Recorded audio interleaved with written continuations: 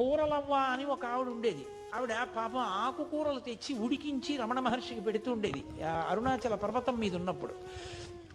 ఆవిడ మహాతల్లి లక్ష్మి అనేటటువంటి ఒక ఆవు రూపంలో పుట్టి ఆశ్రమానికి వచ్చింది. మహర్షి చెప్తూ ఉండేవారు, ఈవిడ కూరలవ్వ ఇప్పుడు లక్ష్మి అన్న గోవుగా వచ్చిందని చెప్పేవారు. దానికి ఎంత స్వాతంత్రం, అది తిన్నగా రమణ మహర్షి దగ్గరికి వచ్చేది. ఆయన కౌపీనం ఒకటే పెట్టుకుని కూర్చుని ఉండేవారు. ఆయన ఒళ్ళంతా నాకేసేది. నాకేస్తే నాలుక గరుగ్గా ఉంటుందేమో, ఆయన ఒళ్ళు ఎర్రగా అయిపోయేది. ఎర్రగా అయిపోయిన తర్వాత వెళ్ళిపోయేది. ఆయన హాల్లో కూర్చుని ఉంటే వచ్చి ఆయనకి రోజు ప్రదక్షిణం చేసి, అది రాత్రి పడుకోవడానికి వెళ్ళిపోయే ముందు ఆయనకి ప్రదక్షిణం చేసి నమస్కారం చేసి వెళ్ళిపోయేది. గోశాల కట్టారు. గోశాల కడితే గోశాలలోకి ఆ ఆవుని పంపిస్తున్నారు, అది వెళ్ళలేదు.